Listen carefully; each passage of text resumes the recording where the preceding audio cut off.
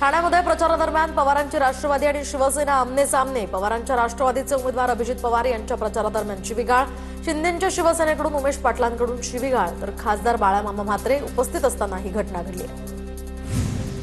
मिरजमध्ये पैसे वाटपाच्या आरोपांवरून दोन्ही राष्ट्रवादी आमने सामने। प्रभाग क्रमांक 20 मध्ये आमदार इद्रिस नाईकवडी यांच्या मुलांना पैसे वाटल्याचा दावा तर विरोधकांकडून नागरिकांना दमदाटी। इद्रिस नाईकवडी यांचा आरोप। अंबरनाथ नगरपालिकेमध्ये शिंदेंची शिवसेना आणि राष्ट्रवादीचा भाजपला धक्का। अजित पवारांच्या राष्ट्रवादीचे सदाशिव पाटील अंबरनाथ नगरपालिकेचे उपनगराध्यक्ष, विकास आघाडीच्या प्रदीप पाटलांना 28 तर सदाशिव पाटलांना 32 मतं। अंबरनाथमध्ये भाजप आणि शिंदेंची शिवसेना आमने सामने। भाजपकडून शिंदेंचे उमेदवार सदाशिव पाटील गद्दार अशी घोषणाबाजी तर चप्पल दाखवत महिलांकडून सदाशिव पाटलांविरोधात रोष व्यक्त। नवी मुंबईमध्ये प्रभाग क्रमांक 11 मधील शिंदेंच्या शिवसेनेतील शिवराम पाटलांच्या पुतण्यांना पैसे वाटल्याचा आरोप। भाजपच्या संदीप म्हात्रे आणि किशोर पाटलांनी मारहाण केल्याचाही व्हिडिओ समोर तर गजानन काळेंकडून फडणवीसांकडे कारवाईची आपण मागणी। पैसे वाटण्यासाठी प्रभागात निघालेल्या भाजपच्या उमेदवाराच्या नातेवाईकाला पकडल्याचा दावा काँग्रेस कार्यकर्त्यांचा आहे। दरम्यान लातूरमध्ये भाजपकडून पैसे वाटप सुरू असल्याचा काँग्रेसचा आरोप तर मी वैयक्तिक कामासाठी निघालो होतो, माझा यामध्ये काहीही संबंध नाही, पकडलेल्या व्यक्तीचा दावा। पिंपरी चिंचवडच्या प्रभाग क्रमांक 21 मधील विरोधी उमेदवाराच्या घरात भाजप कार्यकर्ते शिरल्याचा आरोप। विरोधी उमेदवाराच्या घरात भाजपच्या कार्यकर्त्यांना धिंगाणा घातल्याचाही आरोप तर व्हिडिओ समोर आणून या ठिकाणी भाजपचे कार्यकर्ते असल्याचा दावा। लातूरमध्ये भाजपचा आणि काँग्रेसच्या कार्यकर्त्यांची झटापट झाल्याचा एक व्हिडिओ व्हायरल तर दोन्ही पक्षांच्या कार्यकर्त्यांकडून एकमेकांवर परस्पर विरोधी पोलिसात तक्रार दाखल। चंद्रपूर प्रभाग क्रमांक 7 मध्ये महायुतीतील तीनही पक्षांच्या उमेदवारांनी एकमेकांविरोधात दंड थोपटले। सर्वसाधारण गटातनं तिन्ही सत्ताधारी पक्षांच्या उमेदवारांचा एकमेकांविरोधात प्रचार तर प्रभागामध्ये सत्ताधारीच एकमेकांविरोधात उभे ठाकल्यामुळे आता मतदारांमध्ये संभ्रम।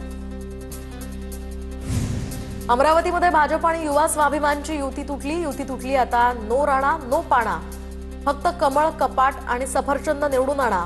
आकाश पुणकर यांचं आवाहन तर युती तुटल्यानं भाजपचा अपक्ष उमेदवारांना पाठिंबा। सोलापुरात राष्ट्रवादी अजित पवार गटाचे उमेदवार तुषार जक्का यांचा भाजपात पक्षप्रवेश। प्रभाग क्रमांक 9 मधील तुषार जक्का भाजपात। पालकमंत्री जयकुमार गोरेंच्या प्रचार रॅलीदरम्यान जक्का यांचा पक्षप्रवेश।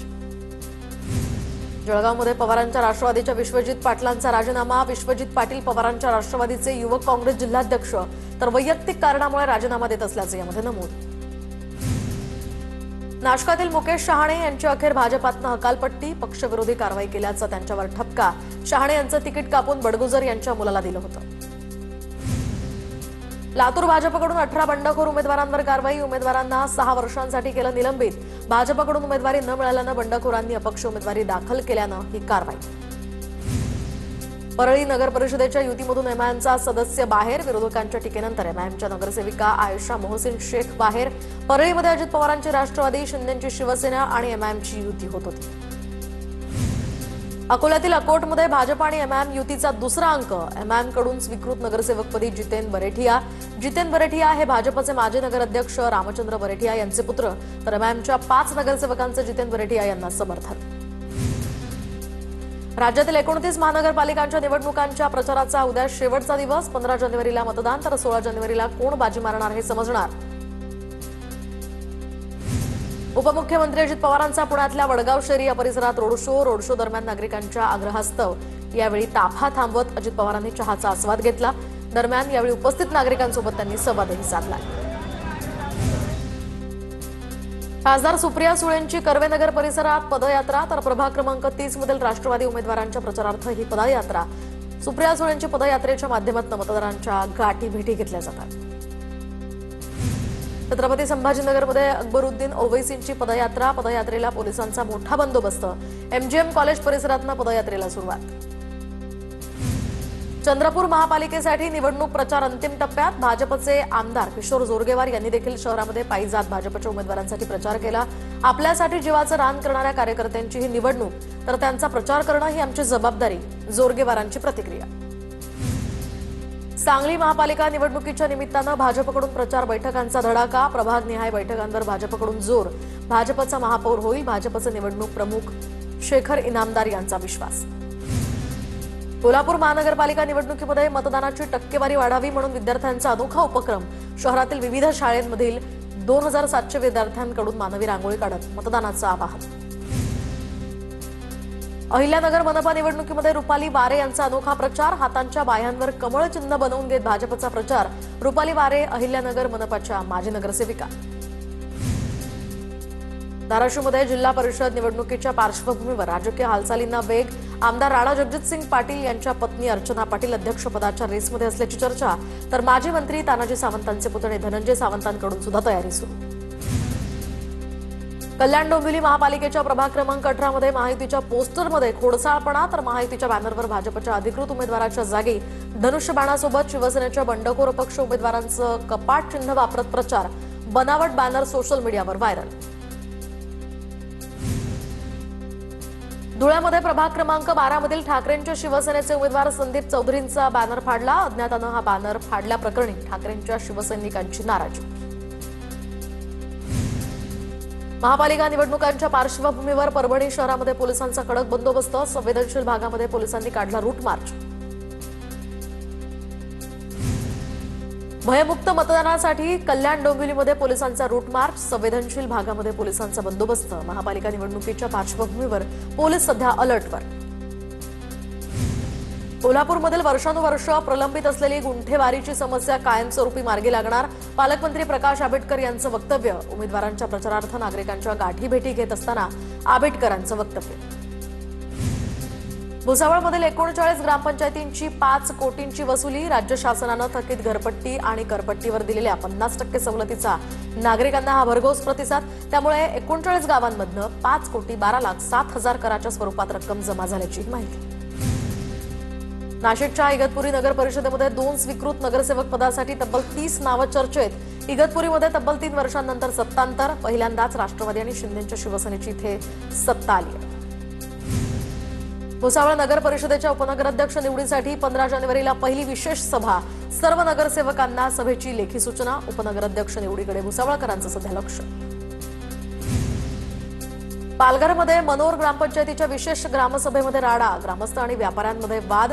एकमेकांवर चक्क खुर्च्या फेकल्या. बाजारपेठेतील रस्ता रुंदीकरणाला ग्रामस्थांचा विरोध.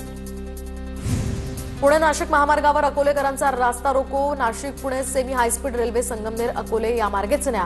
संगमनेर आणि अकोलेकरांची मागणी. तर आंदोलनामुळे नाशिक पुणे महामार्गावरील वाहतूक ठप्प होती.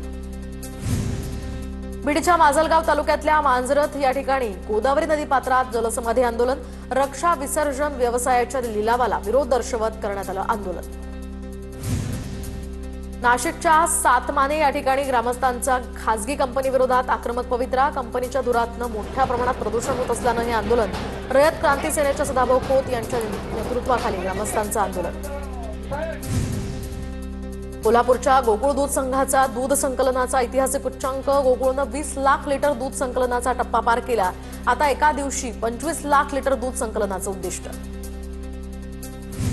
येवला कृषी उत्पन्न बाजार समितीमध्ये कांद्याच्या दरात मोठी घसरण. गेल्या आठवड्याच्या तुलनेत 400 रुपयांची घसरण. कांद्याची आवक वाढल्यानं दरात घसरण. शेतकरी आर्थिक संकटात. नंदुरबार बाजार समितीमध्ये मिरचीची आवक मोठ्या प्रमाणात घटली. जवळपास 50% ही घसरण असून शेतकऱ्यांना यामुळे परिणाम भोगावे लागणार आहेत. बदलत्या हवामानामुळे ही स्थिती निर्माण झाल्याचंही बोललं जात आहे. बीडच्या नेकनूरमध्ये मेथीला कवडी मोल भाव. मेथीला कमी दर मिळत असल्यामुळे शेतकऱ्यांना 1.5 एकर शेतीवर फिरवला रोटावेटर. तर शेतकऱ्याचं यामध्ये मोठं नुकसान. शरीरासाठी पोषक असलेल्या चिया सीड्सची वाशिम जिल्ह्यामध्ये मोठ्या प्रमाणात लागवड. मागील 4 वर्षात चिया सीड्सचं उत्पादन घेणाऱ्या शेतकऱ्यांच्या संख्येत मोठी वाढ. जिल्ह्यामध्ये 5,734 हेक्टरवर चिया सीड्सची लागवड. नाशिकच्या विल्होळीमध्ये आदिवासी वस्तीला अखेर पिण्याचं पाणी मिळालं. TV9 मराठीनं दाखवलेल्या बातमीनंतर प्रशासनाला जाग. एल्गार कष्टकरी संघटनेनं सुद्धा यासाठी आंदोलन केलं होतं.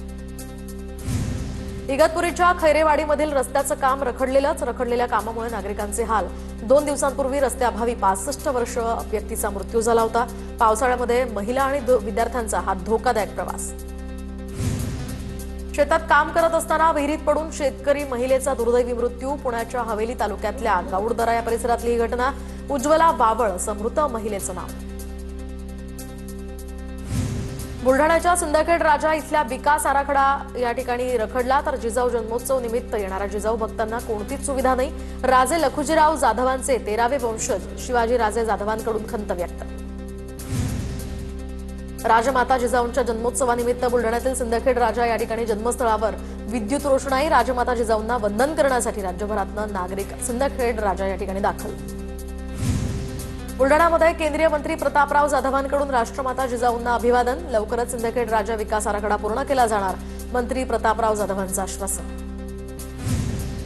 छत्रपती संभाजीनगरमध्ये मनोज जरांगेंकडून छत्रपती शिवाजी महाराजांना अभिवादन. राजमाता जिजाऊंच्या जयंतीनिमित्त शहरात रॅलीचंही आयोजन. क्रांती चौक ते केम्ब्रिज चौकापर्यंत अभिवादन रॅलीचं आयोजन. किल्ले रायगडावर माँसाहेब जिजाऊंचा 427वा जन्मोत्सव उत्साहात संपन्न, तर राज्याचे कॅबिनेट मंत्री भरतशेठ गोगावले यांची कार्यक्रमाला प्रमुख उपस्थिती. जिल्हा परिषद रायगड आणि ग्रामपंचायत पाचाड यांच्या संयुक्त विद्यमानं कार्यक्रमाचं आयोजन.